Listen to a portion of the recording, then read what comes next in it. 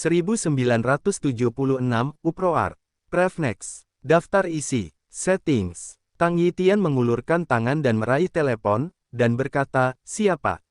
Setelah mengucapkan beberapa kata di ujung lain telepon, Tang Yitian mendengarkan dengan tenang untuk beberapa saat, dan kemudian berkata, "Oke, saya mengerti." Setelah menutup telepon, Tang Yitian memandang Xia Ruofei dan berkata, "Saya telah menerima berita bahwa Guerrero Galini telah meninggal, dan kematiannya sangat menyedihkan." Tang Yitian memandang Xia Ruofei dengan ekspresi aneh, dan berkata, "Sungguh menakutkan menyinggung pembudidaya Anda." Jelas, dia mengetahui situasi spesifik Guerrero Galini pada saat kematiannya melalui telepon. Bahkan jika dia tahu bahwa Xia Ruofei tidak dapat menggunakan metode ini untuk menangani dirinya sendiri, hatinya masih bergetar. Xia Ruofei berkata dengan enteng, "Metodenya memang sulit, tetapi seperti yang Anda katakan, untuk orang-orang seperti Guerrero Galini, tidak ada metode kasar yang bisa dilebih-lebihkan." "Haha, masuk akal," Tang Yitian berkata sambil tersenyum, "Ruofei, bagaimanapun juga, ini adalah sesuatu yang membuatmu senang. Kamu bisa dianggap sebagai desahan kotor untuk Wonderland Farm dan Xiao Liang. Mari kita minuman enak di malam hari." Petik 2. Xia Ruofei tersenyum dan mengangguk. Keduanya mengobrol di ruang kerja sebentar, lalu bangkit dan pergi dan berjalan menuju restoran. Koki sudah membuat makan malam mewah dengan kecepatan tercepat. Meskipun hanya Xia Ruofei yang makan sendiri, spesifikasinya masih sangat tinggi. Tang Yitian juga duduk dan minum dengan Xia Ruofei, keduanya sedang minum dan mengobrol, dan suasananya sangat harmonis. Tepat ketika Xia Ruofei dan Tang Yitian sedang membicarakan anggur mereka, berita kematian Guerrero Galini juga mulai menyebar di Australia.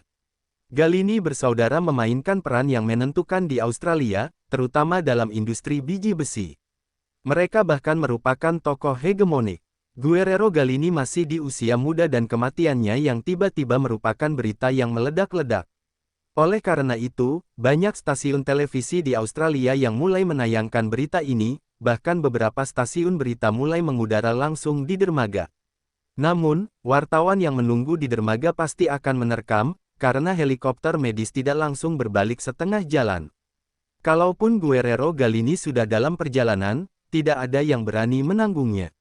Tanggung jawab, jadi saya tetap terbang ke kapal pesiar Galini. Setelah mendarat di kapal pesiar, helikopter mulai mengisi bahan bakar, dan staf medis acak juga bergegas ke kamar Guerrero Galini dan memeriksanya lagi. Faktanya, itu adalah masalah yang sangat sederhana untuk memastikan kematian itu. Dokter kapal tidak akan pernah membuat kesalahan, jadi mereka hanyalah prosedur rutin. Setelah memastikan kematian Guerrero Galini, staf medis membawa tubuh anehnya yang meringkuk ke dalam helikopter dan terbang langsung ke rumah sakit. Ketika para reporter di dermaga melihat kapal pesiar Galini mendekati pelabuhan, jenazah Guerrero Galini sebenarnya telah diangkut ke rumah sakit swasta di Sydney. Namun, medianya sudah merajalela. Memang ada situs media di rumah sakit swasta ini yang sudah banyak menjalin kerjasama dengan keluarga Galini. Mereka tidak hanya memotret heli medis yang mendarat di atas apron atap, tapi juga orang-orang yang bercampur ke dalam rumah sakit dan mengambilnya, gambar-gambar pengangkutan gambar buram dari jenazah. Setelah gambar-gambar ini disiarkan di TV, secara alami mereka menarik perhatian yang besar. Penyebaran di internet juga sangat cepat, dan segera orang-orang di Australia pada dasarnya akan mengetahui berita tersebut. Peternakan Wonderland. Liang Qichao sedang duduk di tempat tidur membaca buku, dia tidak nyaman untuk bergerak. Setelah terluka, dan Dafra membatasi waktu telepon genggamnya agar dia pulih secepat mungkin, sehingga dia mengembangkan kebiasaan membaca yang baik. Liang Qichao sedang membaca biografi selebriti, dan Dafra tiba-tiba membuka pintu dan masuk dengan cepat. "Sayangku, ada apa?" Liang Qichao mengangkat kepalanya dan bertanya. Raut wajah Dafra sangat aneh, dan suaranya berkata dengan cepat, "Cepat. Nyalakan TV, putar ke Sydney News. Ada apa? Apa yang terjadi?" Liang Qichao bingung. Dafra mengabaikan Liang Qichao dan berjalan cepat, mengambil remote control, menyalakan TV, dan dengan cepat menyesuaikan diri dengan saluran berita Sydney. "Ada apa?" Liang Qichao bertanya dengan aneh. "Jangan bicara." Dafra memelototi Liang Qichao dan berkata, "Kamu lihat sendiri. Di TV, seorang reporter berbicara dengan sangat cepat, latar belakangnya pasti rumah sakit. Liang Qichao tidak memiliki masalah dengan komunikasi normal dalam bahasa Inggris, tetapi dengan pidatonya yang cepat, dia hanya dapat mendengarkan gagasan umum. Liang Qichao samar-samar mendengar kata-kata, Galini, transportasi, mayat, dan kata-kata lain, dan ketika dia mencoba meminta Dafra untuk menceritakan apa yang sedang terjadi, gambar di TV tiba-tiba berubah. Seorang pembawa acara berkata, menurut berita dari reporter kami di Melbourne, Tuan Steve Galini akan mengadakan konferensi pers untuk menjelaskan kematian Tuan Guerrero Galini kepada dunia luar. Mari kita potong gambar di bawah ini. Pergi ke Melbourne tempat kejadian. Bagaimanapun, pembawa acara lebih profesional daripada reporter, dan dia tidak terpengaruh oleh suasana adegan, jadi kecepatan berbicara pada dasarnya normal, dan subtitle diketik sementara di TV, jadi Liang Qichao memahami kalimat ini. Dia tercengang dan berkata, Guerrero Galini. Dia sudah mati. Dafra, aku dengarkan. Dafra berkata, jangan khawatir, Anda sama sekali tidak mendengar yang salah. Berita ini sudah dikonfirmasi, dan sudah menyebar ke seluruh internet. Liang Qichao berkata dengan getir, jika Anda belum menerima ponsel saya tidak akan hanya mendengar berita menggembirakan ini sekarang. Jangan banyak bicara, tonton TV. Kata Devla. Saat ini, gambar TV telah dipotong. Padahal, itu adalah kediaman Steve Galini di Melbourne. Sebuah ruang konferensi besar untuk sementara disiapkan sebagai ruang konferensi pers. Sudah banyak wartawan yang duduk di ruang pers, ada meja yang di depannya ada mikrofon sederhana. Segera, Steve Galini sedikit menunduk dan berjalan cepat ke ruang konferensi. Kilatan di tempat kejadian tiba-tiba menyala dengan liar, menerangi seluruh ruang pertemuan. Banyak wartawan tidak sabar untuk menanyakan pertanyaan Steve Galini. Tuan Galini, apakah kematian saudaramu Guerrero Galini telah dikonfirmasi sepenuhnya? Tuan Galini, apakah ada bahaya kesehatan dalam diri Tuan Guerrero Galini? Maaf, Pak Galini, ada kabar bahwa Tuan Guerrero Galini mengalami sakit yang luar biasa selama hidupnya dan situasinya sangat aneh.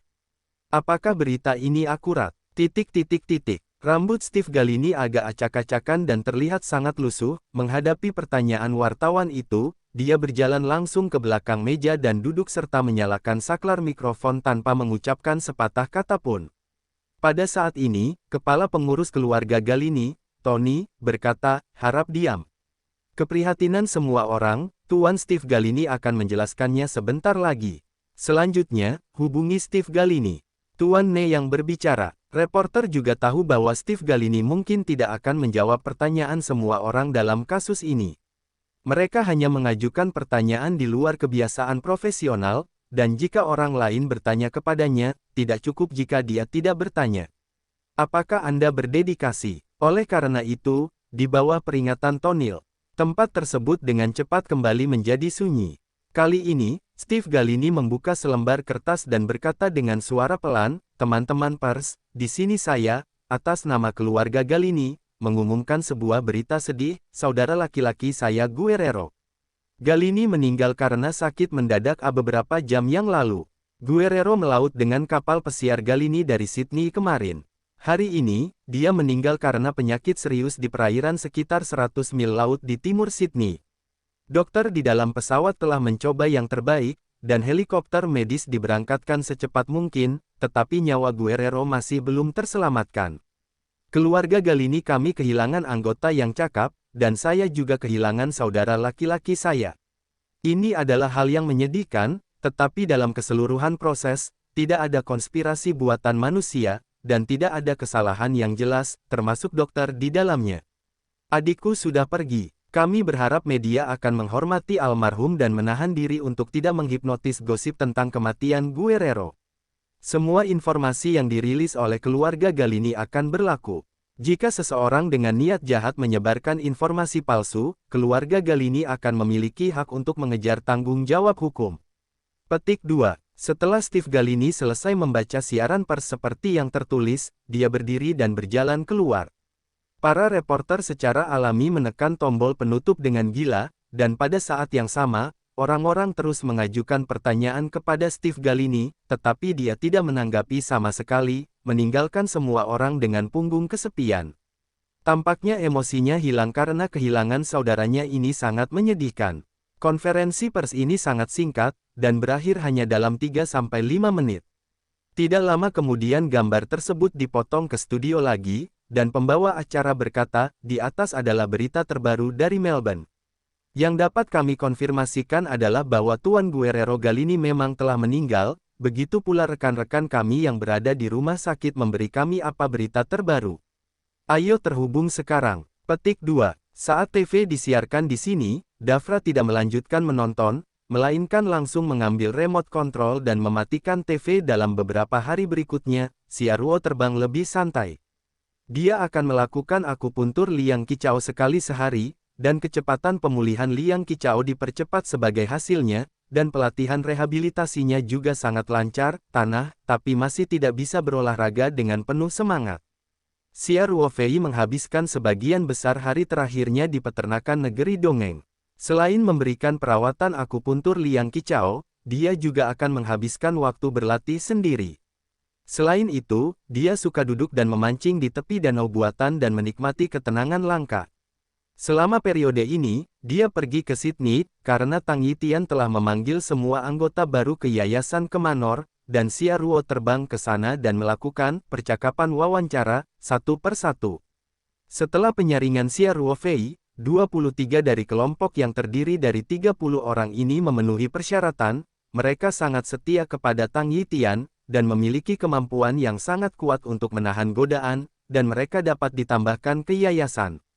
Di antara 7 sisanya, 5 dieliminasi oleh Xia Ruofei karena masalah kualitas mereka sendiri. Bagaimanapun, yayasan memiliki syarat keandalan yang sangat tinggi, meski kelima orang ini tidak bisa bekerja di yayasan, mereka tetap bisa terus bekerja di perusahaan Tang Yitian, namun mereka tidak akan diserahi tugas-tugas penting di kemudian hari. 2 orang yang tersisa adalah mata-mata komersial. Salah satunya bahkan seorang bawahan tua yang sangat dipercaya Tang Yitian. Faktanya, tingkat kelulusan seperti itu sudah sangat tinggi. Tetapi Tang Yitian masih menderita.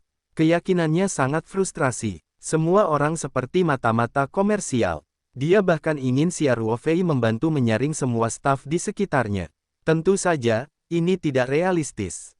Ada begitu banyak industri di bawah nama Tang Yitian, dan bisnisnya begitu besar. Ada puluhan ribu karyawan saja, dan tidak ada rahasia sama sekali di beberapa posisi. Tidak ada gunanya menyaring semuanya. Selain itu, Xia Ruofei adalah seorang kultivator, dan Tang Yitian tidak dapat membuat permintaan seperti itu. Setelah Xia Ruofei membantu Tang Yitian menyaring orang-orang ini, perjalanan ke Australia berakhir. Dia menyingkirkan Guerrero Galini, membantu Liang Kicau mempercepat pemulihan cederanya, dan juga menyaring rekrutan baru untuk Shenglong Foundation. Perjalanan ini bisa dikatakan sangat sukses. Xia Ruofei memberi Liang Kicau perawatan akupuntur terakhir, dan meninggalkan setumpuk salep, lalu kembali ke Sydney untuk mengucapkan selamat tinggal pada kediaman Tang Yitian. Saudara Tang, pada dasarnya semuanya telah ditangani di sini, dan saya harus kembali. Xia Ruofei dan Tang Yitian berkata dengan lugas begitu mereka bertemu. Tang Yitian juga mengharapkannya. Dia mengangguk dan berkata, baiklah. Karena kamu ingin kembali, maka kembali. Jangan tunda kultivasimu. Xia Ruofei berkata sambil tersenyum, jika Anda memiliki sesuatu yang perlu saya bantu, termasuk tetapi tidak terbatas pada yayasan, Anda dapat menghubungi saya. Jika saya tidak dapat menghubungi untuk sementara waktu, Anda dapat meminta Lao Zeng untuk memberitahu dia. Bukankah dia meninggalkan nomor telepon satelit?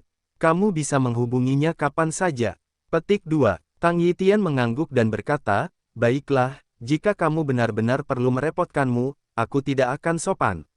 Ruofei, Haoran akan meninggalkan sekolah sebentar lagi, tidakkah kamu akan menunggunya? Xia Ruofei tersenyum dan menggelengkan kepalanya dan berkata, aku telah memberitahunya segala sesuatu yang harus dikatakan, jadi aku tidak akan mengucapkan selamat tinggal padanya kali ini, agar tidak menambah kesedihan. Saat dia kembali, katakan saja padanya apa yang saya katakan padanya untuk ditanyakan. Ingatlah, saya tidak akan mengkhawatirkannya tentang aspek lain, Haoran adalah anak yang baik. Petik 2. Ketika Xia Ruofei datang ke Australia kali ini, dia akan melatih Tang Haoran dalam latihannya kapanpun dia punya waktu, dan pada saat yang sama memberitahu dia banyak hal. Yang terpenting adalah berharap dapat menjaga hati yang murni. Selain itu lebih ditegaskan bahwa dia tidak boleh terburu-buru untuk mencapai kesuksesan dalam kultivasinya, apalagi saat ini dia sangat dekat dengan terobosan, dan dia tidak boleh terburu-buru, mantap dan mantap. Selama Tang Haoran dapat menyimpan kata-kata Xia Ruofei ini di dalam hatinya dan menerapkannya dalam tindakan, dengan bakat dan fisiknya, penanaman api matahari pasti akan memakan waktu lama, dan Xia Ruofei tidak perlu terlalu khawatir. Tang Yitian mengangguk dan berkata, "Oke, karena Anda telah memutuskan, maka saya tidak akan memaksa Anda, saya akan memberitahu Anda apa yang Anda katakan." "Baiklah, Saudara Tang, aku akan pergi sekarang. Aku akan kembali menemuimu jika aku punya kesempatan," kata Xia Ruofei sambil tersenyum. Tang Yitian secara pribadi mengirim Xia Ruofei ke taman belakang manor, menyaksikan Xia Ruofei melompat langsung ke udara. Dia tidak bisa melihat Obsidian Flying Boat dengan formasi tersembunyi, tetapi dia tahu keberadaan Obsidian Flying Boat, bagaimanapun juga, dia sendiri pernah mengalaminya sekali. Berdiri di geladak Obsidian Flying Boat, Xia Ruofei melambaikan tangannya ke arah Tang Yitian di bawah, dan kemudian sedikit menggerakkan pikirannya, mengendarai perahu terbang. Melintasi aliran cahaya dan menghilang langsung ke langit. Xia Ruofei mengendalikan Obsidian Flying Boat sampai ke arah Pulau Taoyuan. Setelah kembali ke Pulau Taoyuan, Xia Ruofei mulai berkonsentrasi pada meditasi. Song Wei dan Ling Qingsui juga bekerja sangat keras dalam kultivasi mereka. Li Yifu menerobos ke tahap inti emas, dan Tang Haoran akan segera mencapai tingkat ke-9 Qi Refining, yang jelas juga merupakan rangsangan besar bagi mereka berdua. Untuk periode waktu berikutnya, Song Wei dan Ling Qingsui bekerja keras di ruangan gedung Yan Huang hampir setiap hari, dan dapat dikatakan bahwa mereka tidak meninggalkan rumah. Jika bukan karena pengingat Xia Ruofei, mereka mungkin berlatih seperti ini. Xia Ruofei merasa bahwa keduanya sudah lama jauh dari rumah, bahkan jika keluarga tidak terlalu khawatir tentang keselamatan mereka, mereka akan sangat merindukan mereka. Oleh karena itu, di bawah proposal Xia Ruofei, keduanya kembali ke China Sanshan selama beberapa hari untuk tinggal bersama keluarga mereka. Tentu saja, perlakuan terhadap mereka berdua secara alami tidak sebanding dengan Zheng Yongshu. Kali ini Xia Ruofei secara pribadi mengawal kapal terbang Obsidian. Xia Ruofei juga tinggal di Sanshan selama beberapa hari untuk beristirahat, lalu membawa Song Wei dan Ling Qingsui kembali ke Pulau Taoyuan. Pada hari-hari di Pulau Taoyuan, Xia Ruofei bekerja dengan dua orang kepercayaan untuk menyusun Tanya Sutra Hati di awal, dan berlatih The Great Dao Jue sendirian. Dia juga mengambil bagian dari hari itu untuk terus membiasakan diri dengan karakterisasi dari formasi inti kendali boneka. Kemahirannya dalam menggambarkan semakin tinggi dan lebih tinggi, dan tingkat keberhasilan menggambarkan formasi sekarang jauh lebih tinggi dari sebelumnya. Oleh karena itu, selama periode waktu ini, ada lebih dari selusin boneka roh di ruang peta roh, dan sekarang tim boneka roh yang dikelola oleh Xia Qing telah berkembang menjadi 20 orang. Boneka ini jauh lebih baik daripada pekerja bebas di alam pegunungan dan laut dalam melakukan tugas-tugas sederhana, dan mereka juga bisa tetap terjaga, jadi tekanan Xia Qing juga banyak berkurang. Oke. Maka itu kesepakatan, kata Chen Xuan dengan senyum hangat. Setelah menutup telepon, Xia Ruofei tidak bisa menahan diri untuk tidak berpikir. Chen Nanfeng menerobos panggung jiwa yang baru lahir, dan dia tidak tahu apakah itu hal yang baik atau buruk. Setelah kembali dari alam rahasia bulan, meskipun Xia Ruofei tidak berani mengatakan bahwa dia tidak terkalahkan di dunia latihan bumi, pada dasarnya tidak ada masalah dengan perlindungan diri. Bahkan jika itu melawan Chen Nanfeng di akhir periode Jindan, dia yakin mundur. Tapi begitu Chen Nanfeng menerobos ke panggung jiwa baru lahir, itu akan benar-benar berbeda. Penindasan alam besar sama sekali bukan lelucon. Meskipun Xia Ruofei tidak pernah bermain melawan kultivator jiwa baru lahir yang sebenarnya, dia tahu betul bahwa jika Chen Nanfeng menjadi kultivator jiwa baru lahir awal, dia pasti akan menyapu seluruh dunia kultivasi, termasuk dirinya sendiri, bahkan jika ada senjata ajaib seperti Obsidian Flying Boat. Masih sangat berbahaya. Namun, Xia Ruofei juga secara pribadi membunuh Shen Tianfang, sesepuh Jindan kelas menengah dari Tianyimen. Meskipun dia merasa bahwa masalah ini sudah dilakukan dengan sempurna, ada kasus untuk semuanya. Seandainya Yimen memperhatikan petunjuk apapun, dan bahkan curiga bahwa Xia Ruofei ada di sana, pergi ke Tianyimen untuk mengamati terobosan Chen Nanfeng sama saja dengan melemparkan dirinya ke dalam perangkap. Selain itu, sikap Chen Nanfeng terhadap Xia Ruofei tidak pernah jelas. Pertama kali Xia Ruofei melihat Chen Nanfeng di Tianyimen, dia bahkan merasakan sedikit krisis, jadi setiap kali dia menghadapi Chen Nanfeng, dia merasa sedikit cemburu di dalam hatinya. Tetapi ketika berbicara dengan Chen Xuan, Xia Ruofei sudah berpikir dengan sangat jernih, kali ini pergi ke Tianyimen, dapat dikatakan bahwa itu sangat penting, tidak ada kemungkinan untuk melarikan diri. Jika ini masalahnya, tidak perlu ragu lagi, jika tidak, Chen Xuan mungkin curiga. Apa yang harus dilakukan Xia Ruofei adalah membuat persiapan penuh, hal lain adalah mengencangkan tali di hatinya sepanjang waktu setelah tiba di gerbang Tianyi, dan melarikan diri dengan tegas ketika situasinya buruk. Dengan Obsidian Flying Boat, jika Xia Ruofei tiba-tiba melarikan diri, bahkan jika Chen Nanfeng telah mencapai basis budidaya tahap jiwa baru lahir, dia mungkin akan tertangkap basah. Ketika kecepatan perahu terbang Obsidian meningkat, Chen Nanfeng akan kesulitan mengejar ketinggalan. Selama Xia Ruofei kembali ke Pulau Taoyuan, itu akan sepenuhnya aman. Dengan kemampuan pelindung formasi besar Pulau Yihu, hampir tidak mungkin untuk menembus bahkan tahap awal pembudidaya Yuan Ying. Terlebih lagi, di lautan luas, Chen Nanfeng tidak mungkin menemukan Pulau Taoyuan tempat persembunyian Xia Ruofei. Xia Ruofei duduk dengan tenang di ruang tamu, berulang kali memikirkan situasi yang mungkin dihadapi selama perjalanan ke Tianyimen ini, dan secara singkat mensimulasikan rencana respons dalam pikirannya. Selain itu, ia juga menghitung beberapa hole card-nya. Obsidian Flying Boat secara alami merupakan artefak pelarian dan salah satu kartu penyelamat hidup Xia Ruofei.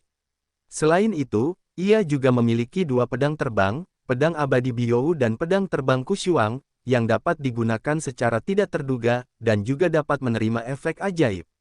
Xia Ruofei juga menguasai banyak formasi dan menggambarkan banyak formasi, fungsi dari formasi-formasi ini juga beragam. Pada saat kritis, mungkin jimat formasi dapat memberikan efek yang tidak terduga. Tentu saja, kartu truf terbesar Xia Ruofei masih berupa gulungan gambar. Jika dia tidak bisa melarikan diri bahkan dengan mengendarai Obsidian Flying Boat, dia masih bisa bersembunyi langsung di ruang petaro sebagai upaya terakhir. Tentu saja premisnya adalah menyembunyikan gulungan gambar spiritual terlebih dahulu, sebaliknya jika pihak lain menemukan gulungan gambar spiritual tersebut, bahkan jika pihak lain tidak dapat memecahkannya, dia sendiri akan terjebak dalam ruang dan tidak dapat keluar. Di saat yang sama, Xia Ruofei juga mengantisipasi semua kemungkinan situasi yang mungkin terjadi, tujuannya tentu saja agar dia bisa menghadapinya dengan tenang saat berada di Tianyimen, terutama dalam soal Shen Tianfang, agar tidak menunjukkan kakinya. Xia Ruofei hanya duduk di ruang tamu seperti ini. Faktanya, otaknya berjalan dengan kecepatan tinggi dengan konsentrasi yang sangat terkonsentrasi, jadi tentu saja dia tidak punya alasan. Bahkan Song Wei dan Ling Qingsui keluar dari ruangan satu demi satu, dia tidak menyadarinya. Ruofei, apa yang membuatmu bingung?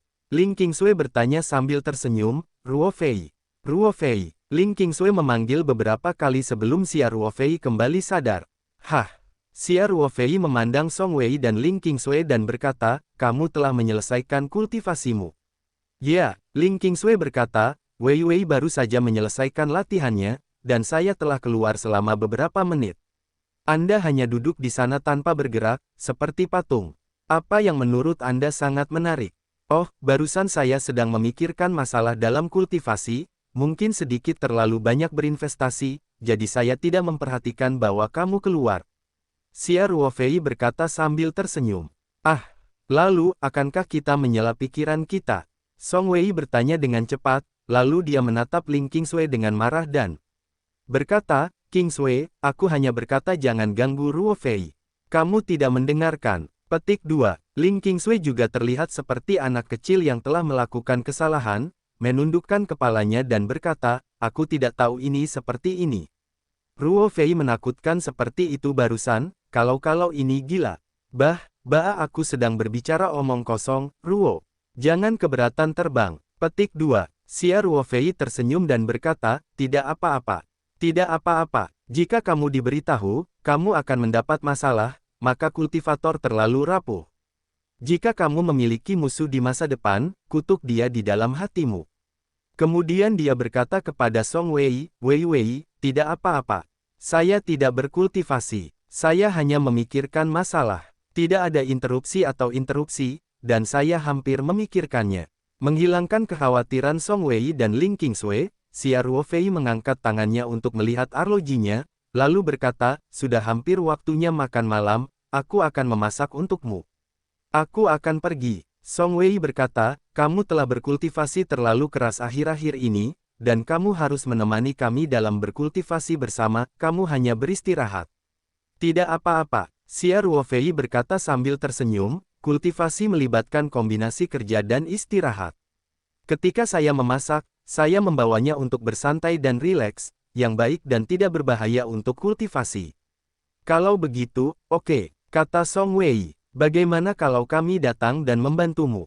Kata Ling Qingsui. Jangan-jangan. Xia Ruofei dengan cepat melambaikan tangannya dan berkata, kamu adalah bantuan terbesar bagiku dengan tetap diam. Song Wei hanya bisa menyeringai, dan membawa Ling Qingsui ke ruang tamu untuk menonton TV. Xia Ruofei melakukannya sendiri, dan segera menyiapkan makan malam mewah. 2 hari kemudian, saya akan keluar lagi, dan ada terlalu banyak faktor yang tidak pasti ketika saya keluar kali ini. Xia Ruofei tidak tahu apakah dia akan menghadapi bahaya, jadi dia juga ingin menjaga kedua orang kepercayaan itu sementara semua orang masih bersama, orang kepercayaan.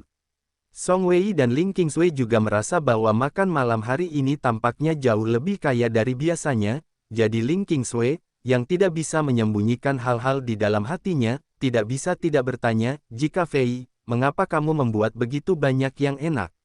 Makanan hari ini. Petik 2. Apakah karena kultivasi Anda terlalu keras, jadi apakah Anda siap untuk menghadiahi Anda? Xia Ruofei berkata sambil tersenyum. Tidak, kamu pasti punya sesuatu. Ling Qingsui berkata, indera keenam seorang wanita sangat akurat, tidak ingin menyembunyikannya. Xia Ruofei berkata dengan tercengang, aku baru saja keluar dari pintu kamar selama 2 bulan ini. Kita hidup bersama setiap hari, apa yang bisa aku sembunyikan darimu? Song Wei juga tersenyum dan berkata, Qingsui, jika Fei belum keluar selama jangka waktu ini, dan hidup di bawah hidung kita, bagaimana mungkin menyembunyikan sesuatu dari kita? Ya, Xia Ruofei berkata, Qingsui, jangan khawatir tentang itu. Benar-benar baik-baik saja, tanya Ling Qingsui. Tentu saja itu benar, Xia Ruofei berkata sambil tersenyum, sebenarnya, alasan mengapa aku memasak begitu banyak hidangan hari ini adalah untuk mentraktir kalian berdua di satu sisi, dan di sisi lain karena aku akan keluar dalam 2 hari, mengingat kalian berdua, aku mungkin harus memasak sendiri, jadi aku akan membiarkanmu menikmati lebih banyak saat aku masih di Pulau Taoyuan. Oh, Ling Qingsui dengan enggan menerima instruksi Xia Ruofei, dan kemudian dengan santai bertanya, di mana apakah kamu akan pergi kali ini? Petik 2. Xia Ruofei berkata dengan santai, kembalilah ke China untuk menangani beberapa hal, selama beberapa hari, selama 10,5 hari, kamu harus bisa kembali. Sangat umum bagi Xia Ruofei untuk meninggalkan Pulau Taoyuan dan kembali ke dunia sekuler. Bagaimanapun, dia masih memiliki perusahaan di China, dan dia tidak sendiri seperti para biksu tua itu. Dia juga memiliki banyak kerabat dan teman di dunia sekuler, jadi dia kembali berurusan dengan beberapa individu pribadi. Bisnis itu normal. Xia Ruofei sengaja mengatakan secara samar tentang kembali ke Tiongkok, karena dia sengaja ingin Song Wei dan Ling Qingsui salah paham bahwa dia akan berurusan dengan urusan pribadi dunia sekuler, sehingga mereka tidak akan terlalu khawatir. Jika mereka berdua tahu bahwa Xia Ruofei akan pergi ke Tianyimen sebagai tamu, mereka pasti akan mengkhawatirkan keselamatannya. Dan Xia Ruofei tidak berbohong, markas Zhongmen di Tianyimen juga terletak di Huaxia. Faktanya, sebagian besar sekte budidaya terletak di Huaxia, tidak banyak sekte di luar negeri, dan kekuatannya tidak terlalu kuat. Benar saja, Ling Qingsui tidak terlalu banyak menanyakan pertanyaan ini, termasuk Song Wei, dan tidak merasa bahwa Xia Ruofei akan meninggalkan Pulau Taoyuan dan kembali ke Tiongkok selama beberapa hari. Jadi mereka berdua makan dengan bahagia, karena Xia Ruofei mengatakannya, mereka harus mandiri dalam 2 hari, jadi sekarang wajar untuk menikmatinya.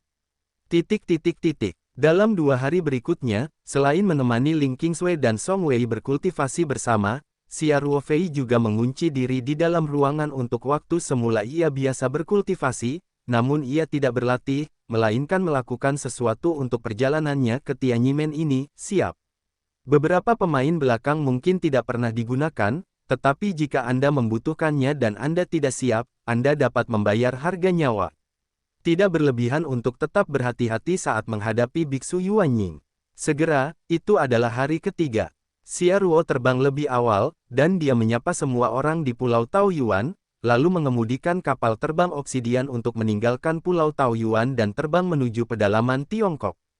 Xia Ruofei pergi kali ini, dan tidak ada bedanya dengan kembali ke China setiap saat, jadi setelah Song Wei dan Ling Qingsui melihatnya pergi dengan kapal terbang, mereka tidak terlalu khawatir dan langsung kembali ke ruangan untuk berlatih.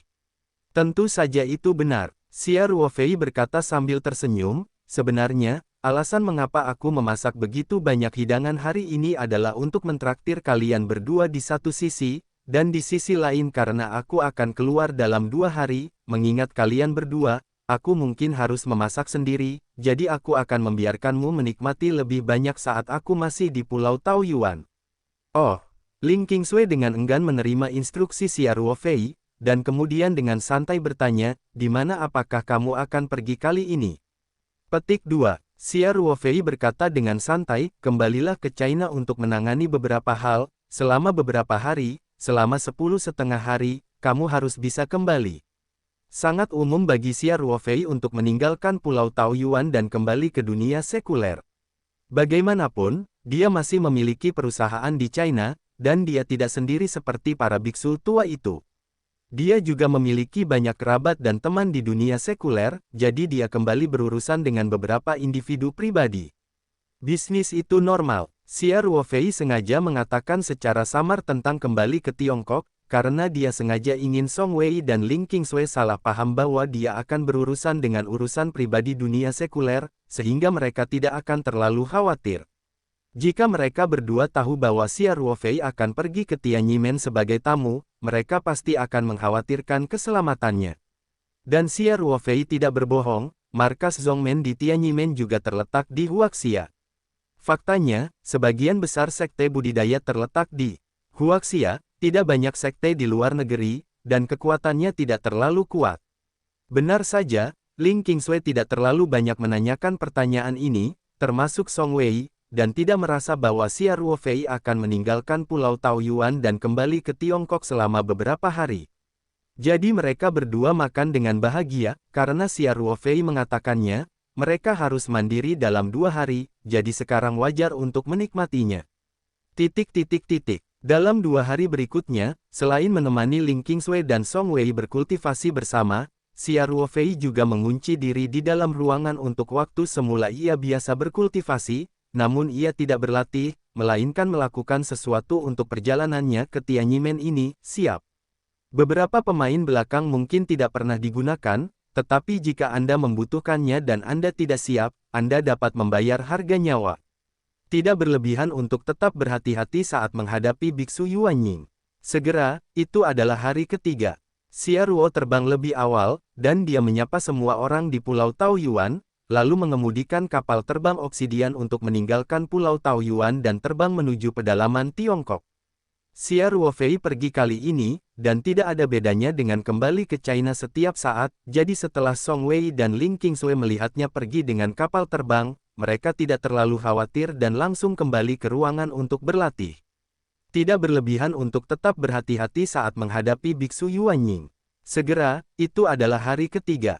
Xia Ruo terbang lebih awal, dan dia menyapa semua orang di Pulau Taoyuan, lalu mengemudikan kapal terbang obsidian untuk meninggalkan Pulau Taoyuan dan terbang menuju pedalaman Tiongkok. Xia Ruofei pergi kali ini, dan tidak ada bedanya dengan kembali ke China setiap saat, jadi setelah Song Wei dan Ling Qingsui melihatnya pergi dengan kapal terbang, mereka tidak terlalu khawatir dan langsung kembali ke ruangan untuk berlatih. Tidak berlebihan untuk tetap berhati-hati saat menghadapi Biksu Yuanying. Segera, itu adalah hari ketiga. Xia Ruo terbang lebih awal, dan dia menyapa semua orang di Pulau Taoyuan, lalu mengemudikan kapal terbang obsidian untuk meninggalkan Pulau Taoyuan dan terbang menuju pedalaman Tiongkok.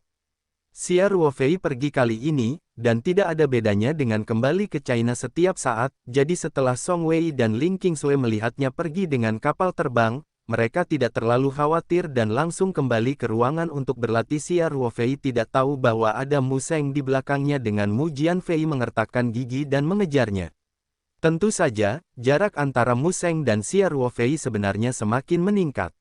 Dibandingkan dengan gigi dan pedang Mu Sheng yang berkeringat dan terkatup, Xia Ruofei tampak sangat santai dan bebas.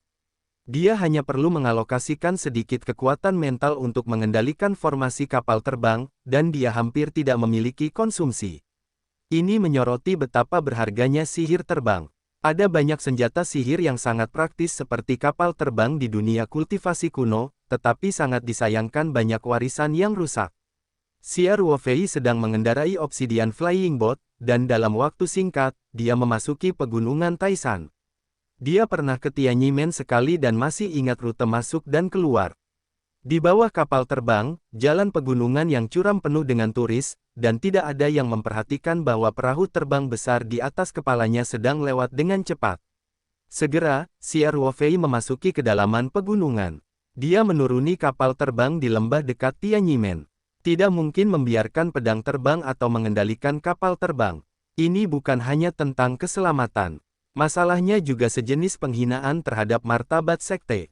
Lembah ini sebenarnya adalah pinggiran Tianyimen, yang setara dengan titik penerimaan bagi mereka. Terakhir kali Xia Ruofei masuk dan keluar Tianyimen, mereka semua melewati lembah ini. Perahu terbang obsidian melayang di ketinggian hanya 1 atau 2 meter dari tanah, dan Xia Ruofei melompat turun, menyusutkan perahu terbang dan memasukkannya ke dalam ruang Lingtu. Seorang pria muda berjubah biru berjalan keluar dari hutan dan mendatangi Xia Ruofei. Penganut Tao muda itu memberi hormat kepada Xia Ruofei, dan kemudian bertanya, apakah senior Xia Ruofei? Saya Xia Ruofei. Xia Ruofei berkata sambil tersenyum, lalu bertanya dengan rasa ingin tahu, bagaimana Anda mengenali saya? Meskipun Xia Ruofei pernah ke Tianyimen, setidaknya ada 1000 murid naik turun di Tianyimen. Dia belum bertemu banyak orang, dan kebanyakan dari mereka adalah Tianyimen tingkat tinggi. Mungkin saja ada murid tingkat rendah yang menyambut tamu telah melihatnya. Seks pada dasarnya 0. Murid muda dari klan Tianyi berkata dengan hormat, Tuan muda telah menginstruksikan bahwa Xia senior akan datang ke sekte hari ini. Tuan muda berkata bahwa Xia senior masih sangat muda, dan dia juga mengendarai senjata sihir perahu terbang hitam, jadi muridnya memiliki keberanian untuk menebak, Anda harus menjadi senior Xia. Petik 2. Xia Ruofei berkata sambil tersenyum, perahu terbang obsidian ini telah menjadi tandaku. Murid-murid yang bisa diatur untuk menyambut tamu di sini mungkin tidak terlalu tinggi, tapi mereka pasti orang yang sangat pintar, jadi tidak mengherankan jika mereka bisa menebak identitas Xia Ruofei. Murid Yingke berkata dengan hormat, senior Xia, tolong istirahat di sini. Murid akan melapor ke kepala muda. Kepala muda secara khusus telah menginstruksikannya. Xia senior ada di sini dan dia akan menemuinya secara pribadi. Saudara Chen terlalu sopan, sebenarnya, Anda hanya perlu mengirim seseorang untuk menerima saya. Xia Ruofei tersenyum. Perintah Tuan Muda, murid tidak berani melanggar, dan saya meminta senior untuk memperhatikan kesulitan murid, kata murid Yingke, dan kemudian berkata dengan isyarat tolong, senior Xia, Tuan Muda khusus memerintahkan murid untuk menyiapkan teh yang enak, mohon istirahat di sini sebentar. Petik 2. Oke, Xia Ruofei mengangguk dan berkata. Xia Ruofei mengikuti murid penyambut itu ke paviliun tidak jauh. Didekorasi dengan gaya antik, sebuah meja teh ditempatkan di tengah paviliun. Seorang murid wanita cantik sedang duduk di paviliun, tangannya yang halus memainkan perangkat teh sangat terampil. Halo, senior. Murid perempuan itu mencondongkan tubuhnya sedikit ketika dia melihat murid penyambutan memimpin orang-orang. Murid Yingke berkata, ini adalah senior Xia Ruofei, tamu terhormat dengan kepala termuda, Anda harus menerimanya dengan baik. Ya, saudara Song. Murid perempuan itu berkata dengan cepat. Murid yang menyambut dengan hormat berkata kepada Xia Ruofei, senior Xia, mohon tunggu sebentar dan nikmati teh di sini. Tuan muda akan datang nanti.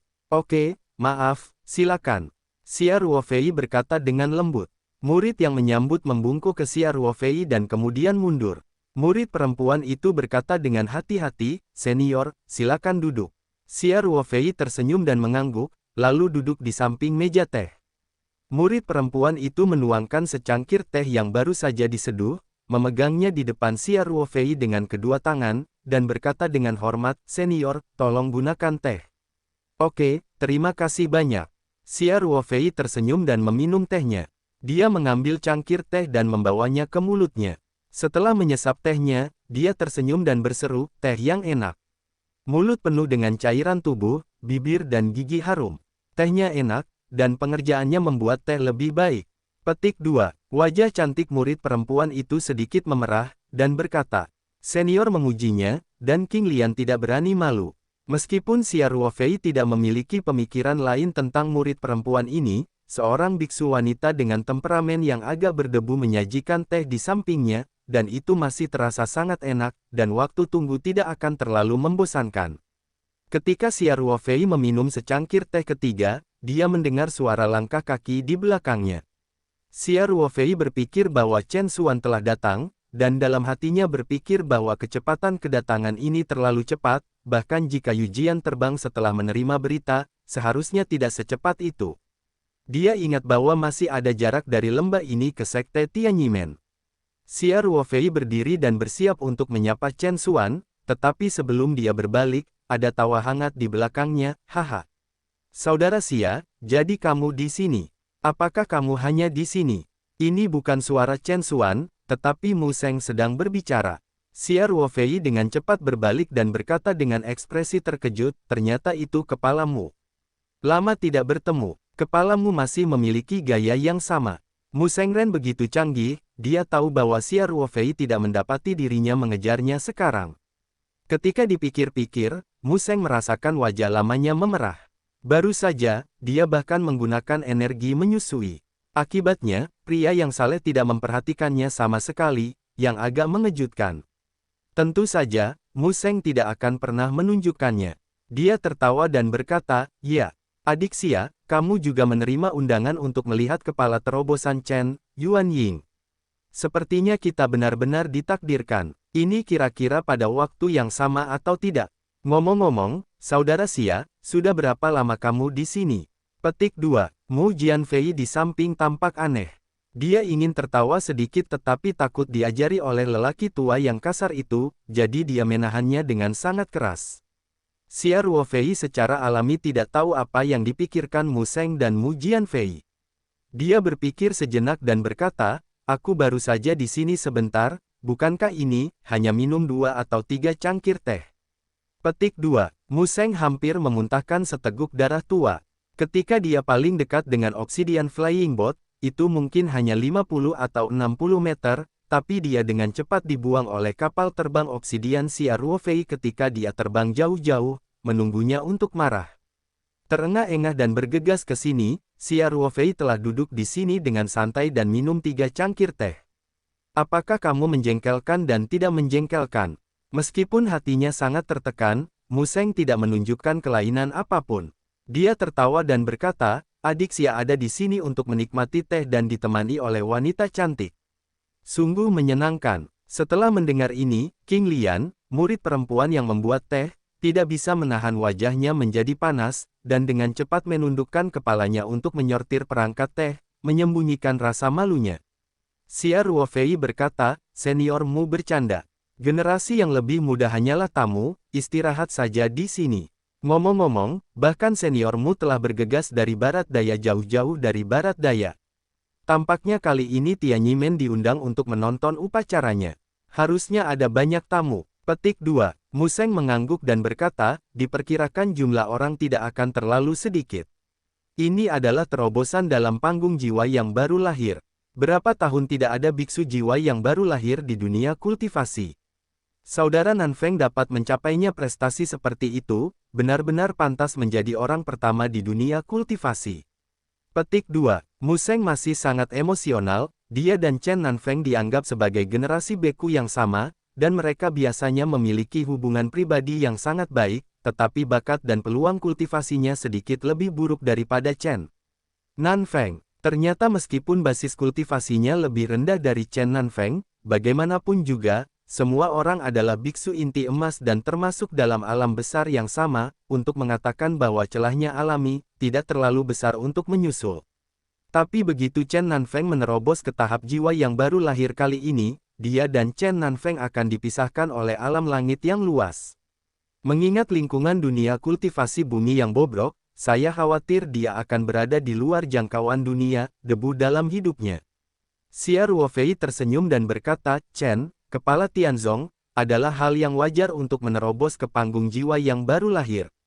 Ini adalah kesempatan langka untuk mengamati kali ini. Ini adalah tontonan langsung dari seorang biksu yang melepaskan diri dari tahap inti emas akhir ke tahap jiwa yang baru lahir. Akan ada keuntungan besar, dan manfaatnya akan jelas bagi kultivasi kita di masa depan. Jadi kali ini kita berhutang budi pada Tian Yimen. Petik 2. Museng tertawa dan berkata, pengalaman menerobos tahap bayi primordial memang sangat berharga bagi para jenius muda seperti Bro Tersia, tetapi bagi orang tua seperti saya, hal itu sebenarnya bisa diabaikan. Saya belum melihat harapan saya, biarkan sendiri masa bayi, itu benar-benar terlalu jauh untukku. Petik 2. Saat ini, terdengar suara terobosan di udara. Xia Ruofei, Mu Seng, dan Mu Jianfei menoleh pada saat yang sama, dan melihat Bishui Feizu terbang dari arah gerbang Tianyimen dengan kecepatan yang sangat cepat. Sebelum Feizu benar-benar melayang dan stabil, Chen Xuan langsung pergi dari De Feizu. Melompat ke bawah. Dengan senyum hangat di wajahnya, dia menyapanya dari jauh, kakak Ruofei. Senior Mu, Junior Jianfei, selamat datang, saudara Chen, lama tidak bertemu. Xia Ruofei berkata sambil tersenyum. Mu Seng dan Mu Jianfei serta putranya juga menyapa Chen Xuan sambil tersenyum. Murid menyambut tamu tidak jauh dan murid perempuan King Lian yang sedang membuat teh di paviliun juga dengan cepat berdiri dan membungkuk kepada Chen Xuan. Chen Xuan mengangguk sedikit, dan kemudian dengan cepat berjalan ke tiga Xia Ruofei, dengan kegembiraan yang tak dapat disembunyikan di wajahnya. Faktanya, begitu Chen Xuan muncul, Xia Ruofei diam-diam mengamati ekspresi mikro. Jika Tianyimen telah menemukan petunjuk jatuhnya Shen Tianfang dan menilai bahwa masalah ini ada hubungannya dengan Xia Ruofei, maka antusiasme Chen Xuan untuk Xia Ruofei hanya bisa berpura-pura. Faktanya, Xia Ruofei pada dasarnya dapat menilai bahwa Chen Xuan bahagia dari hati. Hati Xia Ruofei juga sedikit mengendur. Tentu saja, dia tidak berani untuk bersantai sepenuhnya. Bahkan jika orang seperti Chen Nanfeng menemukan hal yang mencurigakan, kemungkinan besar Chen Xuan telah menyembunyikannya. Bagaimanapun, Chen Nanfeng tahu bahwa Xia Ruofei dan Chen Xuan memiliki hubungan yang baik. Saudara Ruofei, senior Mu, dan saudara muda Jianfei, selamat datang di Tianyimen. Kata Chen Xuan dengan antusias. Maafkan saya. Petik 2. Mu Seng tertawa dan berkata, terobosan saudara Nanfeng dalam Nas Chen Sol adalah peristiwa besar dan peristiwa membahagiakan bagi seluruh dunia kultivasi, dan itu juga yang paling penting saat ini. Mengapa kita begitu tidak masuk akal? Xia Ruofei juga tersenyum dan berkata, sesungguhnya, saudara Chen tidak perlu keluar untuk menemuinya, biarkan saja para murid membawa kami ke gerbang gunung. Anda datang menemui saya secara pribadi, dan saya juga tersanjung. Chen Xuan tertawa dan berkata, inilah yang seharusnya. Beberapa tamu saya berasal dari Tianyimen saya. 3. Silakan naik perahu terbang. Saya akan membawa semua orang ke sekte. Akomodasi telah diatur sejak lama. Tolong. Petik 2. Mungkin karena Chen Nanfeng akan segera dapat menembus tahap bayi primordial, dan orang-orang disegarkan dalam acara bahagia hari ini, Chen Xuan dalam suasana hati yang sangat baik. Senior Mu, tolong. Xia Ruofei tersenyum. Semua orang sopan, dan Mu Seng, seorang senior, adalah orang pertama yang naik ke kapal terbang itu. Mu Jianfei berkata bahwa ia sama sekali tidak akan mengikuti ayahnya di belakangnya, bagaimana ia, seorang biksu dalam periode pemurnian Qi, berjalan di depan dua biksu inti emas Xia Ruofei dan Chen Xuan. Akibatnya, Xia Ruofei dan Chen Xuan melompat ke atas kapal terbang bersama-sama, dan kemudian Mu Jianfei mengetukkan jari kakinya sedikit, setengah langkah di belakang mereka berdua, dan dengan ringan melompat ke atas kapal terbang. Chen Xuan mengendalikan bis Hui Feizu untuk meluncur ke udara dan terbang menuju Sekte Tianyimen. Beberapa menit kemudian, kompleks bangunan kuno yang megah muncul di bidang penglihatan semua orang. Tianyimen terletak di kedalaman pegunungan Taishan. Untuk dunia sekuler, ini adalah hutan perawan yang tidak dapat diakses. Bahkan jika seseorang masuk ke sini karena kesalahan, mereka akan keluar dari area Tianyimen karena formasi tersebut, dan bahkan jika mereka berjalan ke gunung, di depan pintu, dia tidak bisa melihat melalui sekte di bawah penutup formasi tersembunyi. Bangunan Tianyimen dibangun di lereng bukit, dan terlihat megah. Chen Xuan mengendalikan Feizu ke lokasi di lereng gunung. Ada halaman yang sangat indah di sini, yang secara khusus digunakan oleh Tianyimen untuk menjamu para tamu. Setiap pelataran di sini berdiri sendiri-sendiri, meski jarak antara pelataran dan pelataran tidak jauh, namun diisolasi oleh beberapa bebatuan alam atau hutan untuk memastikan bahwa tamu yang menginap di sini dapat memiliki privasi yang baik. Halaman ini sempat dibersihkan ulang beberapa hari lalu, luar dalam, saat ini bisa dikatakan bersih, menyambut tamu dengan penampilan terbaik. Chen Xuan mengendalikan perahu terbang air jernih untuk menurunkan ketinggian, dan semua orang melompat dari perahu terbang. Setelah Chen Xuan menyingkirkan Feizu, dia menunjuk ke halaman terdekat dan berkata sambil tersenyum, "Pamanmu, kamu dan saudara muda Jian Fei tinggal di halaman ini. Kamu bisa memesan tukang jika kamu membutuhkannya." "Oke, permisi, keponakan Chen Xian." Mu Sheng berkata sambil tersenyum, "Kalau begitu mari kita istirahat dulu." "Oke," Chen Xuan berkata dengan sopan, "para murid makan siang akan dikirim ke halaman. Sore hari, kami menyiapkan makan malam. Selamat datang dan mengundang pamanmu dan saudara Jian Fei untuk hadir." "Oke, kami pasti akan berpartisipasi," kata Mu Sheng dengan sigap. Mu Sheng dan Mu Jian Fei berjalan ke halaman yang ditugaskan untuk mereka, dan Chen Xuan tersenyum dan berkata kepada Xia Ruo Fei, "Saudara Ruo Fei, halaman tempat tinggalmu ada di depan. Aku akan mengantarmu. Saudara-saudara kita belum pernah bertemu satu sama lain untuk waktu yang lama, mari kita minum 2 gelas bersama di siang hari." Mengenang masa lalu, Ia Ruo Fei berkata sambil tersenyum, "Upacara pengamatan ini adalah acara besar untukmu. Kepala Chen pasti tidak akan bisa pergi. Kamu pasti sibuk dengan banyak hal sebagai kepala muda. Bisakah kamu masih punya waktu untuk minum dengan saya?" Petik 2. Chen Xuan tertawa dan berkata, "Murid-murid berikut harus menyelesaikan hal-hal tertentu, dan hampir semua tamu penting yang perlu saya sapa secara langsung. Yang lainnya adalah sekte yang berafiliasi dari Sekte Tianyi atau kepala dari beberapa sekte kekuatan menengah. Pintu, biarkan para tetua menerimanya." Petik 2. Berbicara tentang ini, Chen Xuan berkata lagi, "Ngomong-ngomong, kali ini kami juga mengundang guru Liu Gu dari lembah Feihua. Dia tiba di gerbang Tianyi di pagi hari dan saya secara pribadi pergi menemuinya. Tuan Liu Gu hanya membawa 1 murid. Datanglah untuk mengamati, atau kenalan lama Anda." Petik 2. "Oh." Xia Ruo Fei mengangkat alisnya dan bertanya, "Yusiner, biksu lembah Feihua." Xia Ruo Fei mengenal 3 orang, guru Liu Manxia, yang lebih tua yang Liu, dan murid langsung Liu Manxia Yusiner. Karena Liu Manxia hanya membawa 1 murid, dan Chen Xuan juga mengaku sebagai Xia Ruo Fei seorang kenalan lama, jawabannya sudah siap, kecuali Yusiner, tidak mungkin orang lain. Chen Xuan tersenyum dan berkata, "Tepat. Saudara Ruo Fei, Pri Yu kira-kira seumuran denganmu, dan kamu berdua berasal dari keluarga terkenal. Jika kamu punya kesempatan, kamu bisa berkomunikasi lebih banyak. Meskipun para biksu di lembah Feihua tidak baik pada pria ekspresi palsu, tapi Pri Yu selalu ramah padamu, dan kupikir dia juga sedikit mengagumimu." Petik 2. Xia Ruo Fei tersenyum pahit, "Saudara Chen, jangan main-main dengan bebek Mandarin. Saya sudah memiliki 2 pasangan Tao, dan saya sekarang terobsesi dengan kultivasi, dan saya tidak tertarik pada cinta pria dan wanita. Tidak harus menjadi pendamping Tao. Tidak buruk untuk berteman." Chen Xuan berkata sambil tersenyum, "Saya pikir Pri Yu, mungkin saya telah jatuh cinta dengan Anda pada pandangan pertama. Jangan membuat lelucon seperti ini." Xia Ruo Fei berkata dengan cepat, "Kultivator perempuan Feihua Gu, tapi jangan pernah berjalan terlalu dekat dengan seorang laki-laki, jika mereka mendengarnya, pasti akan menimbulkan gangguan." Kamu adalah tuan muda dari Sekte Tianyi, mereka semua adalah tamu yang Anda undang. Akan buruk jika Anda membuat ketidaknyamanan. Petik 2. Chen Xuan berpikir sejenak dan berpikir bahwa Xia Ruofei masuk akal, jadi dia tersenyum dan berkata, saya hanya bercanda. Saya ingin membawa Anda mengunjungi Tuan Liu Gu, karena Anda mengatakan itu, mari kita lupakan.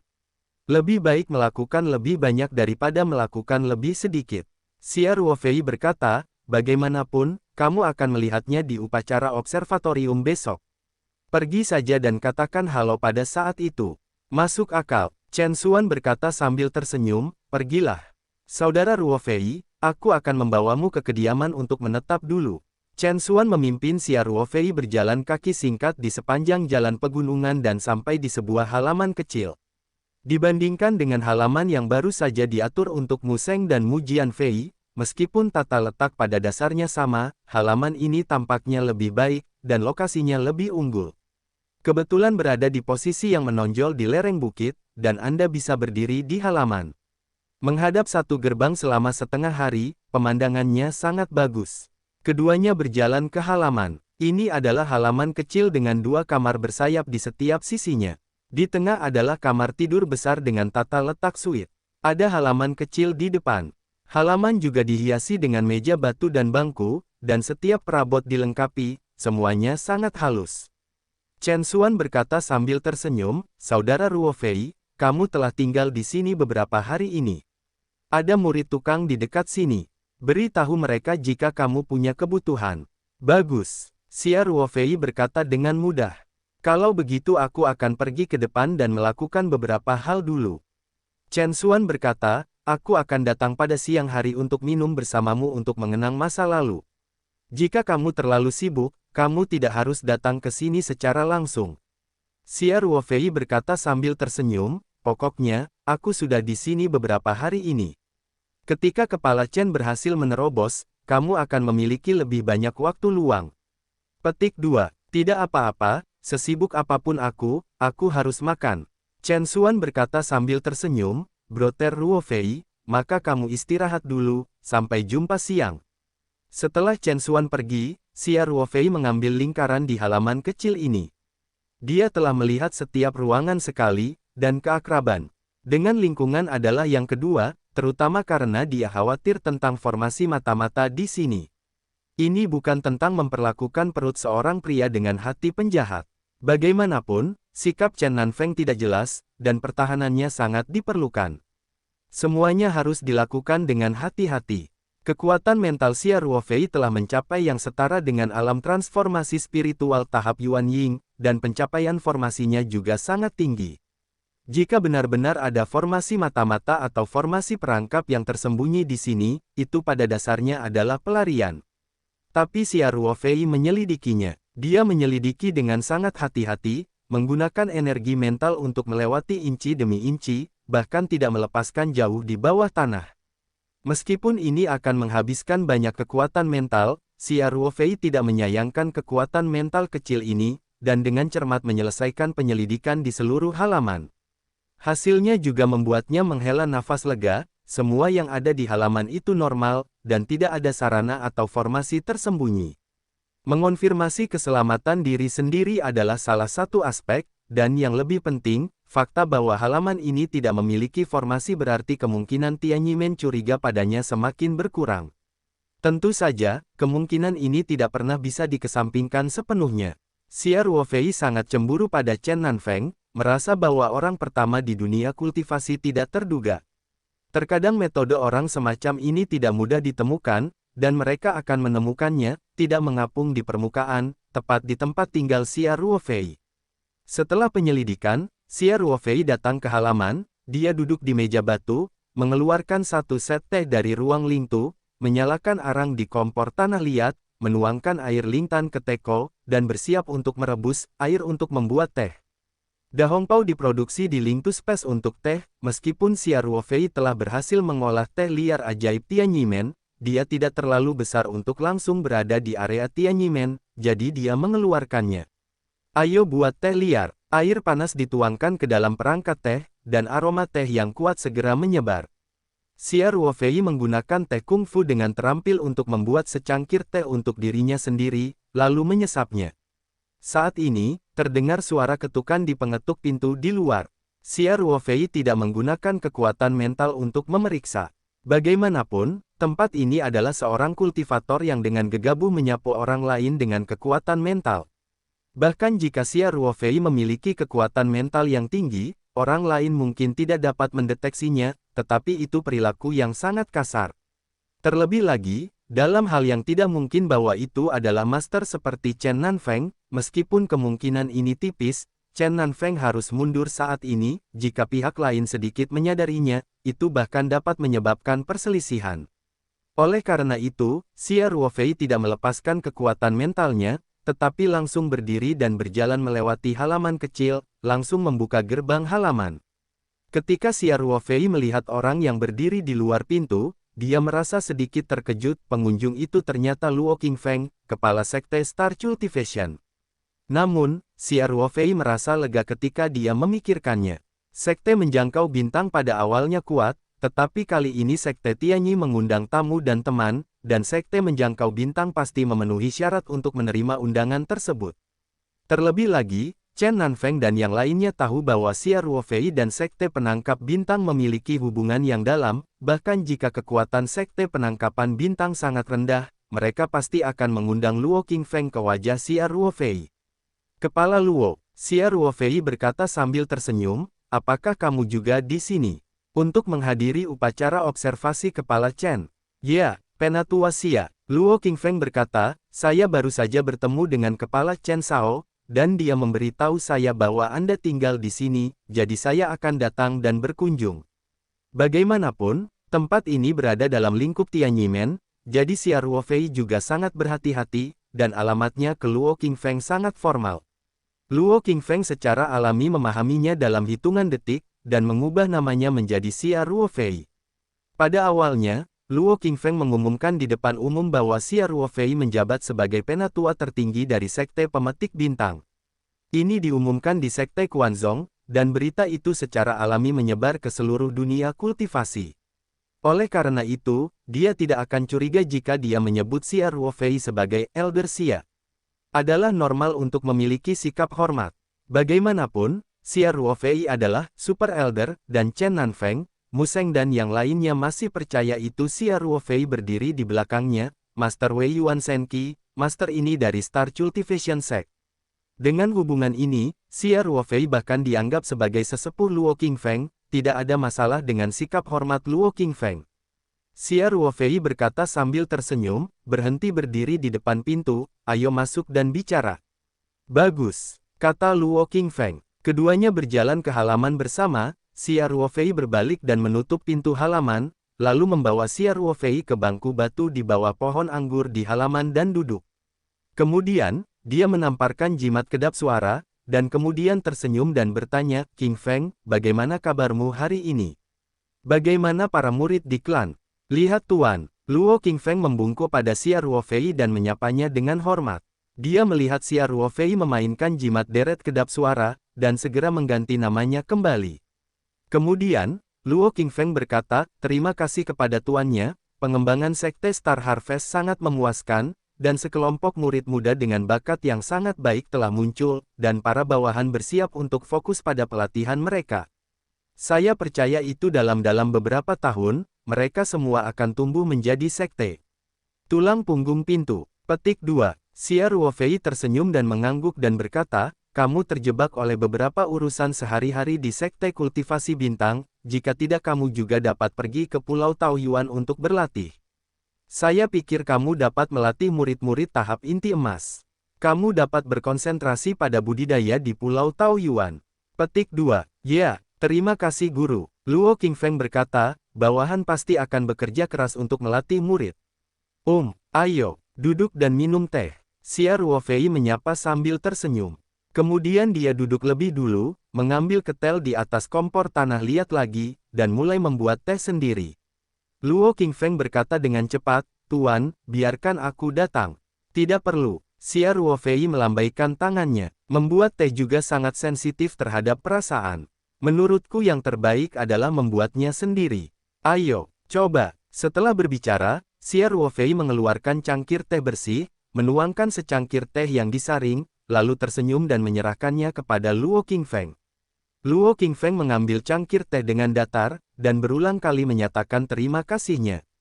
Keduanya sedang duduk di halaman, Xia Ruofei sedang membuat teh sambil mengobrol dengan Luo Qingfeng. Setelah beberapa saat, terdengar ketukan lagi di pintu di luar halaman. Luo Qingfeng dengan cepat berdiri dan bersiap untuk membuka pintu. Xia Ruofei melambaikan tangannya dan berkata, "Ayo kita keluar dan lihat-lihat. Ada banyak pengunjung hari ini." Xia Ruofei bangkit dan berjalan menuju gerbang halaman, diikuti oleh Luo Qingfeng. Membuka pintu halaman, Xia Ruofei mencondongkan tubuh sedikit ketika dia melihat orang-orang berdiri di luar halaman dan berteriak, "Tuan Liu Gu, gadis Siner, halo!" Di luar, Liu Manxia yang memimpin murid Yu Siner. Liu Manxia memiliki senyum lembut di wajahnya, sedangkan Yu Siner sedikit berhati-hati. Matanya tidak menatap langsung ke Xia Ruofei, tetapi sedikit menunduk. "Teman Xia Dao, silakan berkunjung, apa kau tidak mengganggumu?" Liu Manxia tersenyum, ternyata kepala Luo juga ada di sini. "Saya telah melihat Tuan Liu Gu." Luo Qingfeng berkata dengan sopan. Meskipun kedua kepala sekte Pemetik Bintang dan Fei Huagu tidak memiliki kelas yang sama, setidaknya kekuatan Fei Huagu jauh lebih kuat daripada Sekte Pemetik Bintang. Xia Ruofei berkata sambil tersenyum, "Sungguh luar biasa bagi Tuan Liu Gu dan Nona Siner untuk berkunjung. Bagaimana Anda bisa mengganggu? Masuklah." Setelah berbicara, Xia Ruo terbang ke samping dan membuat isyarat mengundang. Liu Manxia tersenyum dan mengangguk, dan berjalan ke halaman bersama Yu Siner. Xia Ruofei memimpin keduanya untuk duduk di meja batu di halaman. Meja batu ini kebetulan cocok dengan 4 bangku batu, dan 1 orang lagi tidak bisa duduk.